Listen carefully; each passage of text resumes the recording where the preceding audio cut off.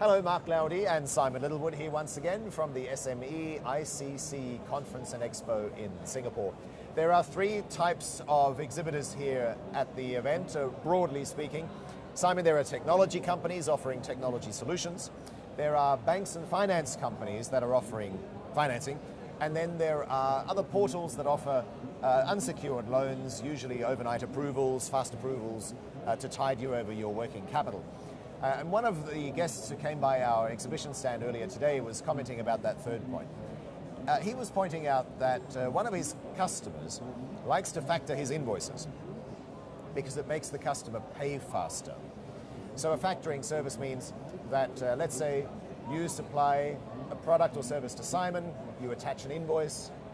By sending that invoice off to a factoring company, the premise is that Simon will pay that invoice faster because that invoice factoring company is going to chase you for payment.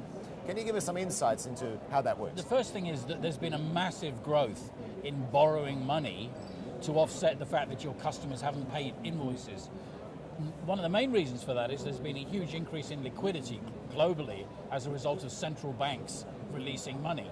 What that's done is it's made it easier for companies to borrow money at low interest rates than to focus on the discipline of getting their customers to pay them when they should pay them. And there's a big danger in that, right?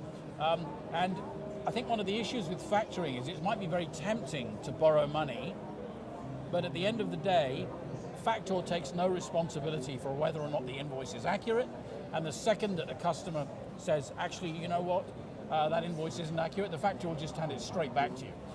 So let's bear in mind that you're borrowing money in some cases and paying interest on it to fund a cash flow gap caused by the fact that somebody has not met their terms of trade with you. So there's a place for factoring, but it's much better if you organize things so that you get paid according to your terms of trade. And so that the money comes from the customer, not from an intermediary. Yeah? Right. So let's say, once again, you've sent an invoice to Simon. Are you more or less likely to pay that invoice on time simply because the supplier has factored the invoice? That sounds like something that a factor might say to sell his service. I mean, certainly outsourcing services typically say, look, we do the invoicing and collection, we're specialists, we can do it a lot better than you. Doesn't necessarily follow in my experience, firstly. And secondly, the moment that they find an issue which actually prevents the invoice being paid, or if the customer raises any kind of query, it gets handed straight back to the originator of the invoice. So you wouldn't be intimidated by the fact that your supplier has used a factoring company? Sounds like a sales point to me.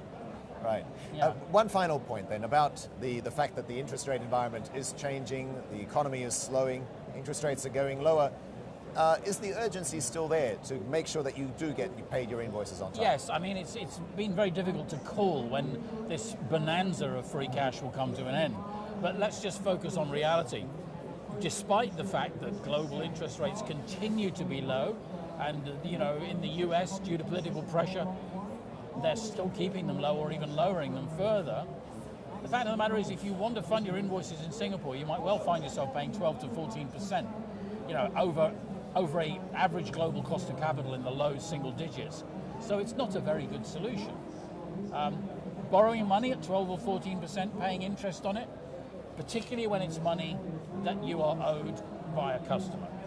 The better solution is figure out how you can recalibrate your relationship with your customers, particularly your big customers, to ensure that you get paid on time every time. We are here at the SMEICC for the next 2 days, 21st, 22nd of August. Join us at Sunset City Convention Centre and drop by to say hello to Simon and I.